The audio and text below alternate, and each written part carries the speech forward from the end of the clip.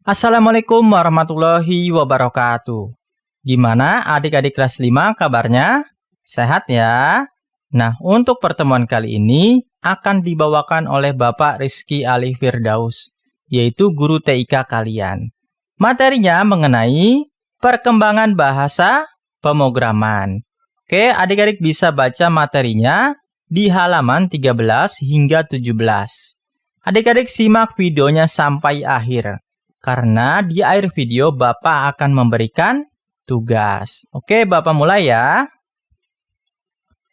Bahasa pemrograman. Bahasa pemrograman atau bahasa komputer adalah teknik komando atau instruksi standar untuk memerintah komputer. Bahasa pemrograman ini merupakan suatu himpunan dari aturan sintaks dan semantik yang dipakai untuk mengidentifikasi program komputer. Nah, sintaks berasal dari bahasa Yunani kuno, yaitu sin, artinya bersama, dan taksis artinya pengaturan. Ini adalah ilmu mengenai prinsip peraturan untuk membuat kalimat dalam bahasa alami. Sedangkan semantiks dari bahasa Yunani, semantikos, memberi tanda penting dari kata sema atau tanda, yaitu cabang linguistik yang mempelajari arti yang terkandung pada suatu bahasa, kode, atau jenis representasi lain. Fungsi bahasa pemrograman, yaitu memerintahkan komputer untuk mengolah data sesuai dengan alur berpikir yang kita inginkan. Keluaran dari bahasa pemrograman tersebut berupa program atau aplikasi. Nah, tokoh pertama yang memperkenalkan bahasa pemrograman adalah Charles Babbage. Beliau adalah seorang ilmuwan yang hidup di Inggris pada abad pertengahan. Beliaulah yang pertama mendesain mesin yang menyerupai komputer. Mesin tersebut diisi beberapa program yang dapat berjalan di dalamnya. Oke, pembuat mesin tersebut adalah Byron Countess of Lovelatch, yaitu putri dari Lord Byron. Klasifikasi bahasa pemrograman terdiri dari 4 generasi. Yang pertama tentu generasi pertama, yang kedua generasi kedua, kemudian generasi ketiga, dan sekarang generasi keempat. Nah, Bapak jelaskan generasi pertama terlebih dahulu. Generasi pertama disebut generasi pertama karena merupakan jenis yang paling awal dikembangkan, yaitu pada tahun 1940 dan awal 1950. Dan semua program harus dikodekan dalam bahasa mesin sebagai bahasa internal komputer. Lalu, bahasa mesin apa sih, Pak? Bahasa mesin adalah bahasa tingkat rendah yang hanya dipahami oleh komputer. Bahasa ini sulit dipahami oleh orang awam, sehingga programmer harus menguasai operasi komputer secara teknis. Lalu ada karakteristik bahasa mesin. Yang pertama, menggunakan kode biner 0 dan 1 dengan basis dasar transistor yang rumit dan lama. Yang kedua, dikembangkan bilangan oktal dan heksadesimal. Lalu yang ketiga, akan menyita waktu dan kondusif untuk membuat kesalahan. Lanjut ke generasi kedua. Bahasa pemrograman yang menggunakan bahasa rakitan atau assembly. Nah, bahasa assembly adalah bahasa pemrograman yang menggunakan instruksi yang sama seperti bahasa mesin. Tetapi instruksi dan variabel yang digunakan mempunyai nama sehingga mempermudah proses pemrograman. Ciri-cirinya apa sih, Pak? Ciri-cirinya 1, kode ditandai dengan nama yang mudah diingat, seperti add, add, sub atau sub, dan mult atau mul. Yang kedua, alamat penyimpanan, yaitu storage addresses. Nyata di mana data ditempatkan dapat didefinisikan dengan nama-nama seperti AMT1, AMT2 untuk mempermudah rujukan. Pada tahun 1948, Congratius mempublikasikan sebuah paper tentang bahasa pemrograman miliknya, yakni Plan Kalkul. Nah, beberapa bahasa pemrograman di era itu ialah: 1. Ada Plan Kalkul, yaitu Congratius. Yang kedua, ada ENIAC Coding System. Yang ketiga, ada C10 pada tahun 1949.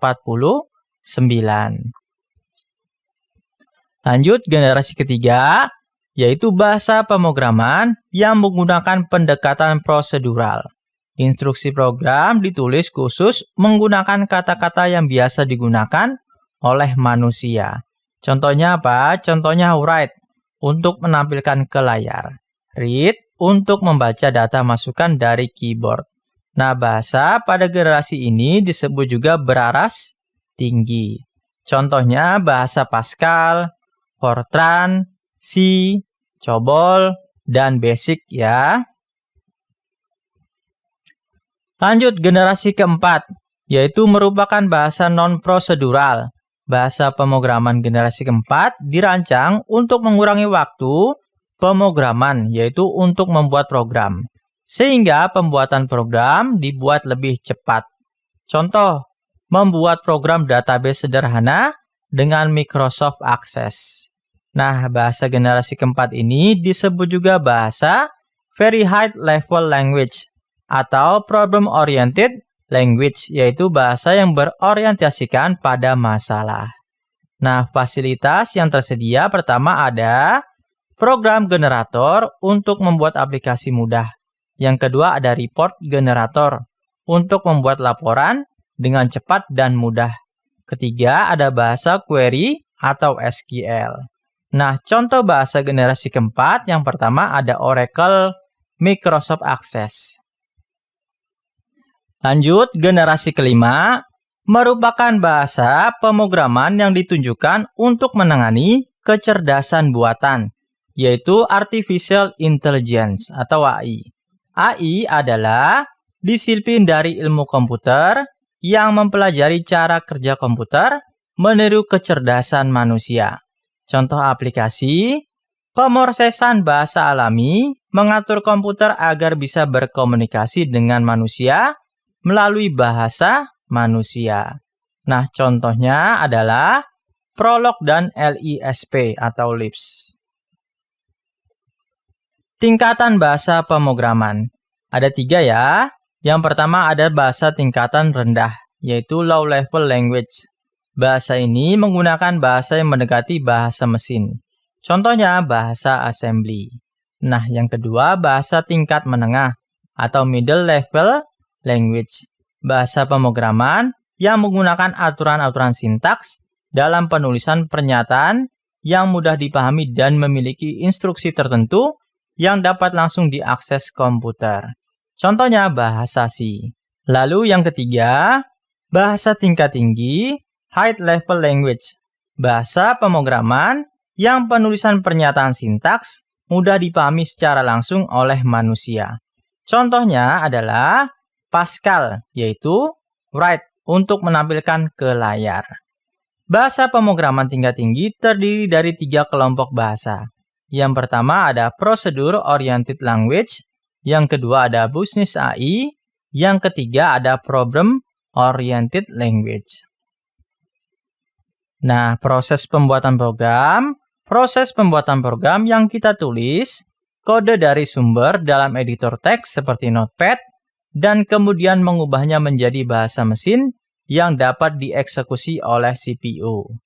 Proses konversi kode sumber atau shortcode ke dalam bahasa mesin terdiri dari 2 jenis kompilasi dan interpretasi. Yang pertama, kompilasi. Dalam proses kompilasi source code, untuk membacanya, pertama, dan jika tidak ada kesalahan dalam penulisan, program ini akan mengatur kode mesin sehingga program dapat dijalankan. Program yang melakukan tugas ini disebut compiler. Yang kedua, interpretasi, yaitu bahasa menggunakan teknik interpretasi akan membaca kode, sumber, dan dieksekusi per baris.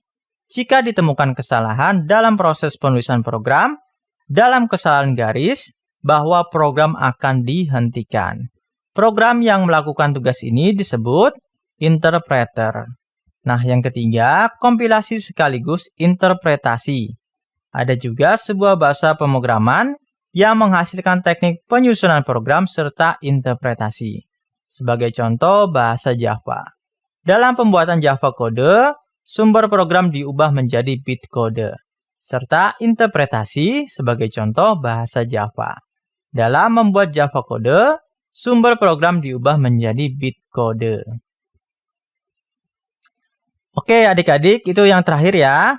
Nah, sekarang adik-adik Bapak beri tugas.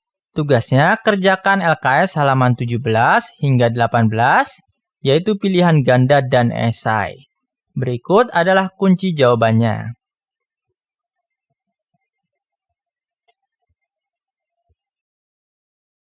Nah, untuk mengumpulkan tugas, adik-adik foto aja hasil pengerjaan LKS di halaman 17 hingga 18. Lalu kirim ke WhatsApp Bapak Rizky, yaitu 08212 467 5236. Batas pengumpulan hari Kamis ya, tanggal 4 Februari 2021. Oke Bapak cukupkan untuk materi kali ini. Sekian, semoga bermanfaat. Wassalamualaikum warahmatullahi wabarakatuh.